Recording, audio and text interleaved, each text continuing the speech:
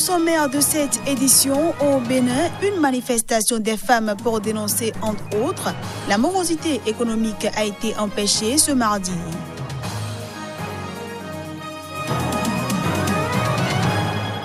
Le président du Conseil de la Nation, Abdelkader Ben Salah, a été nommé ce mardi président par intérim pour 90 jours lors d'une réunion du Parlement algérien. Et puis remis en liberté ce lundi, le colonel Souaili Mohamed, arrêté pour avoir refusé de reconnaître la réélection contestée du président Azali Assoumani, se désolidarise de ses collègues de l'opposition. Voilà pour les titres. À toutes et à tous, bienvenue.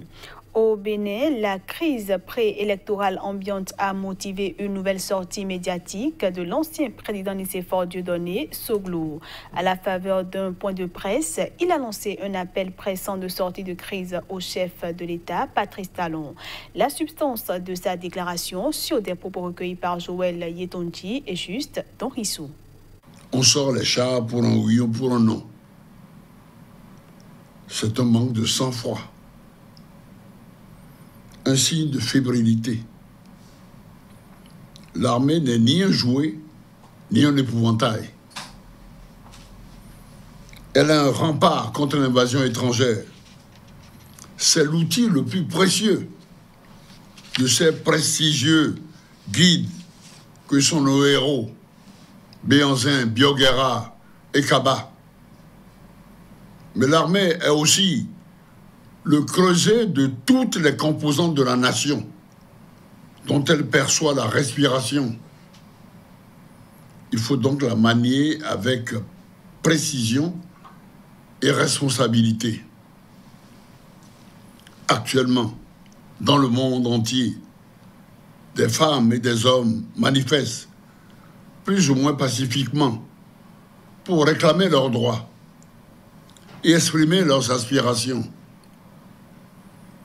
Les événements en cours dans notre pays, alors que l'on persiste dans l'erreur et dans l'horreur, ne sont que le signe d'un manque de maturité et de vision.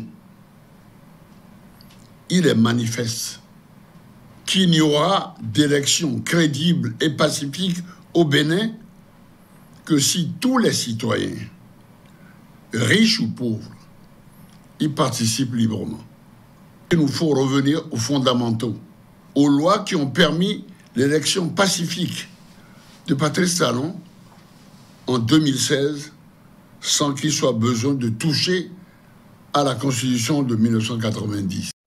On reste au Bénin où, face à l'impasse politique et la morosité économique, les femmes ont décidé de donner de la voix. À travers une marche qu'elles ont annoncée pour ce mardi, elles entendent interpeller l'autorité sur la question. Mais hélas, tout a tourné court. Les images. Tout était mis en place pour le bon déroulement de la marche. Les femmes ont prévu prendre départ de la Bourse du Travail autour de 8 heures pour dénoncer à travers cette action leur exaspération. Les mamans n'entendent plus garder silence sur les difficultés qu'elles rencontrent au quotidien. Avant même le démarrage, Thérèse Ouaoua, qui est à la tête de cette marche pacifique des femmes ce jour, a été interpellée avec un syndicaliste venu apporter son soutien aux marcheuses. La police aux ordres de Talon, le tyran vient d'arrêter Thérèse Ouaoua.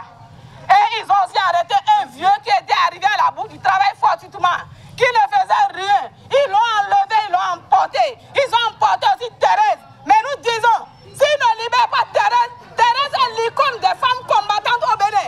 Pendant que Thérèse faisait le combat, Talon peut-être n'était pas encore né.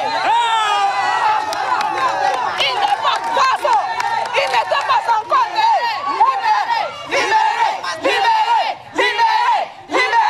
Présidente du Comité national des revendeurs, vendeurs et artisans du Bénin, CONARAB, Thérèse Ouaoua reste une icône de la lutte pour les libertés individuelles et collectives au Bénin. Elle a mobilisé toutes les femmes pour dénoncer la crise politique née des élections exclusives que s'apprête à organiser le gouvernement du président Patrice Talon. Est-ce qu'on peut voter, choisir des députés sans l'opposition? peut choisir vos députés sans vous? Est-ce qu'on peut nommer des députés? Alors, vous êtes sortis ce matin à la bout du travail. Le lieu de la liberté, la bout du travail, là, c'est pour tout le monde. Les manifestantes entendent revenir les tout prochains jours pour muscler la lutte tant que leur revendication ne trouvera écho favorable. Seulement, c'est sans compter avec la détermination d'une police décidée à tout réprimer. Je le disais en titre, en Algérie, une semaine après la démission du président Abdelaziz Bouteflika, le Parlement a nommé ce mardi, comme prévu par la Constitution, Abdelkader Ben Salah, président par intérim, et ce, malgré le rejet par la rue de ce pur produit du régime. Une semaine après la démission du chef de l'État algérien Abdelaziz Bouteflika, les parlementaires de l'Assemblée populaire nationale, la Chambre basse et du Conseil de la Nation, la Chambre haute, ont acté la vacance du poste de président de la République. Ils ont ainsi désigné ce mardi le président du Conseil de la Nation comme chef de l'État pour une durée de 90 jours. Pendant cette période, une élection présidentielle à laquelle Abdelkader Ben Salah ne pourra pas être candidat doit être organisée. Cette décision est en effet conforme à ce que prévoit la Constitution algérienne, mais va à l'encontre de ce que réclame le peuple algérien qui continue massivement à manifester pour réclamer le départ de l'ensemble du système Bouteflika dont Abdelkader Ben Salah est issu. Ce mardi matin, à Alger, des centaines d'étudiants descendus dans la rue scandaient « Dégage Ben Salah » et « Système dégage » devant la Grande Poste. Par ailleurs, les partis de l'opposition ont boycotté ce mardi la session parlementaire, refusant de valider la désignation d'Abdelkader Ben Salah comme chef de l'État par intérim, car contraire aux revendications du peuple. Après plus d'un mois de contestation massive et inédite, le président Abdelaziz Bouteflika a finalement démissionné le 2 avril dernier sous la pression conjuguée de la rue et de l'armée qui a menacé de ne plus reconnaître son autorité. En République démocratique du Congo, au moins 11 personnes ont été blessées dans des heurts entre partisans du président Félix Tshisekedi et de son prédécesseur Joseph Kabila ce lundi à Lubumbashi, dans le sud-est du pays. Ces affrontements ont eu lieu en marge de la campagne pour l'élection de gouverneur.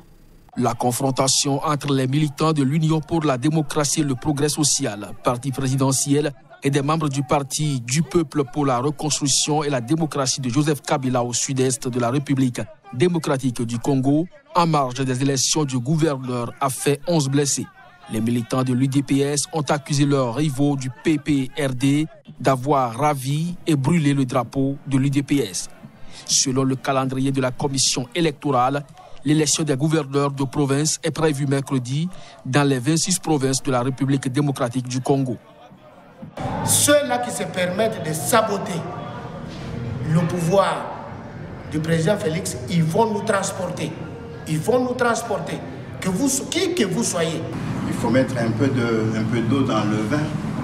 Nous sommes dans un monde nouveau et tout ce que l'on est en train de vivre aujourd'hui traduit encore une certaine immaturité politique des uns des autres. On n'a pas encore compris qu'est-ce que c'est la démocratie. Les gouverneurs seront élus par les députés provinciaux. Ces mêmes grands électeurs avaient élu les sénateurs le mois dernier dans des scrutins marqués par des soupçons de corruption et largement remportés par les partisans de l'ancien président Joseph Kabila. Ouverte samedi, la campagne électorale pour l'élection des gouverneurs a pris fin ce lundi à 23h59. De la République démocratique du Congo, rendons-nous aux Comores où la justice a remis en liberté ce lundi une des principales voix de l'opposition, le colonel Swahili Mohamed. Il a été relâché après avoir été présenté à un juge du tribunal de la capitale Moroni.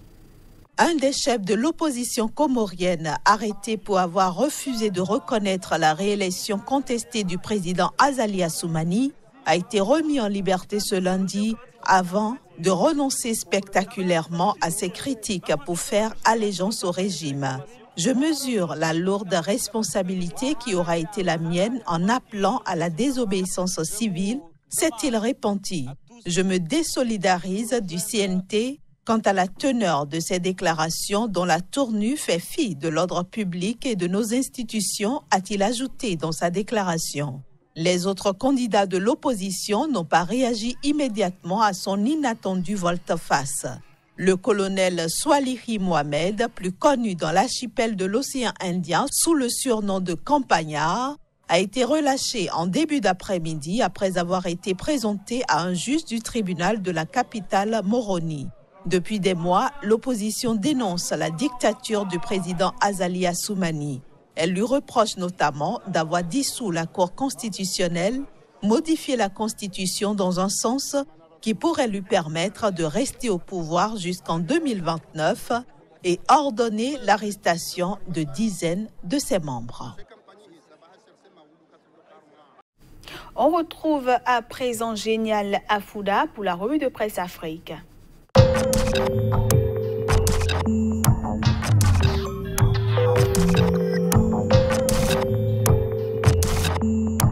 Bonjour et bienvenue à chacun et à tous. Première escale du jour, le Burkina Faso. Zéro service à la direction des moyennes entreprises du centre 1 à Ouaga. Manifestation de colère des contribuables, peut-on lire en manchette du journal Le Quotidien, qui nous fait également le point de la situation des déplacés de Virgou et de Gassaliki. Dialogue politique, l'Express du Faso informe ses lecteurs que Roch Kabore a ouvert la boîte au Pandore.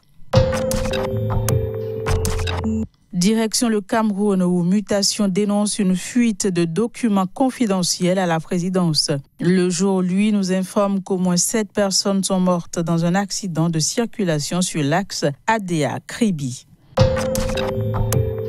Grande pluie annoncée à Riviera-Palméré, en Côte d'Ivoire. Fraternité Matin nous révèle que les populations sont entre angoisse et espoir. On reste avec Fraternité Matin qui nous apprend aussi que Gon Koulibaly représentera la Côte d'Ivoire lors des réunions de printemps du FMI et de la Banque mondiale à Washington. Trafic de bois de veine, 2 conteneurs ont été saisis. Écrit en titre le sursaut qui nous fait également savoir que Bédié fait face à 3 rébellions. Puis au Mali, le Républicain nous apprend qu'après la grande manifestation de vendredi dernier à Bamako, Ibeka a rencontré Mahmoud Dicko hier soir. On reste avec le Républicain qui nous informe également qu'après la manifestation, le FSD invite Ibeka à prendre la mesure des périls qui menacent le Mali. Voilà, c'est la fin de cette revue de presse. Merci de nous avoir suivis. Au revoir et à demain.